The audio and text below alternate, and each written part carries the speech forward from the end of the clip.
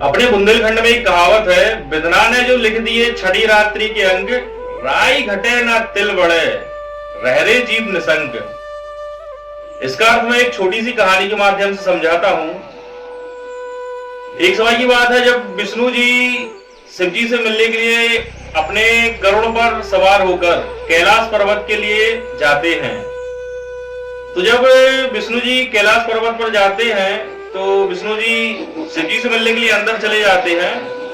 गरुड़देव जी जो है वो कैलाश पर्वत की सुंदरता को निहार रहे थे।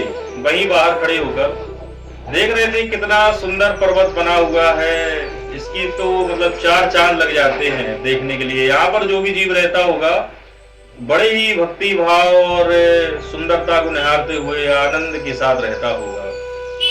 कि तभी बढ़िया वहां पर देखते हैं कि एक छोटा सा पक्षी डाल पर बैठा है, बढ़िया रंग बिरंगा सा खूबसूरत, जिसको देखने में गरुड़ जी मोहित हो गए। तभी वहां पर अपने यमदेव का आना हुआ। गरुड़ जी यमदेव को प्रणाम करते हैं और आगे की चर्चा करते हैं। तभी यमदेव जो है उस छोटे से पक्षी को बड़े गौर से देख रहे थे और कुछ सोच रहे थे। तो गरुड़देव जी सोचने लगे कि आज इस जो पक्षी है उसकी मृत्यु निकट आ गई है।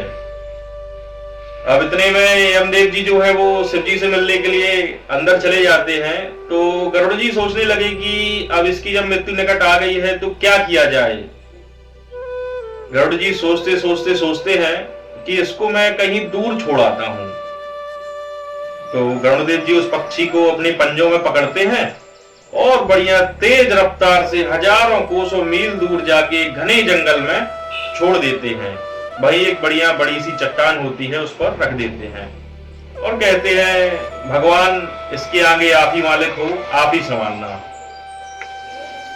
गरुड़ जी की रफ्तार बहुत तेज है, इसलिए वो तुरंत ही वहां से उनको छोड़कर वापस आ जाते हैं।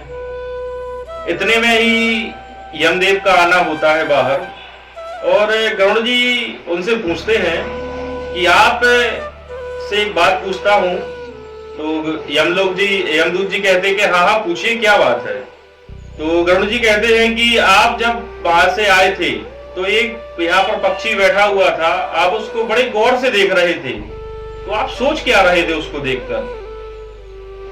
तो यमदूत जो होते हैं वो बताते हैं कि जब मैं यहाँ पर आया था तो मैंने उसको देखा कि आज इसकी मृत्यु निकट आ गई है, लेकिन उसकी मृत्यु यहाँ नहीं होनी है।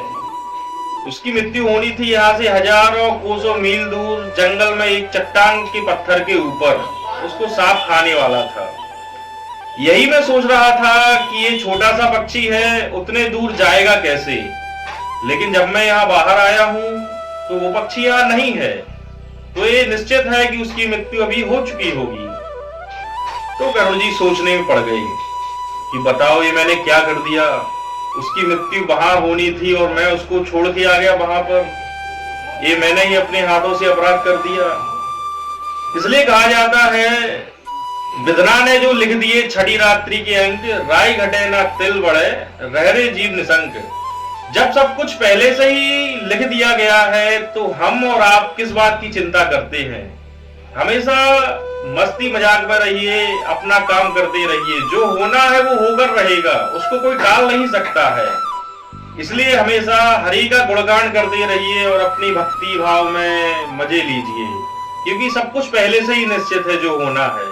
इसमें हमारा और आपका कोई हाथ नहीं है कि आज कल हम चिंता करेंगे और उसको हम बदल सकेंगे।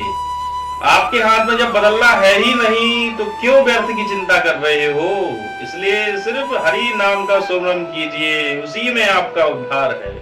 बोलिए राधे राधे।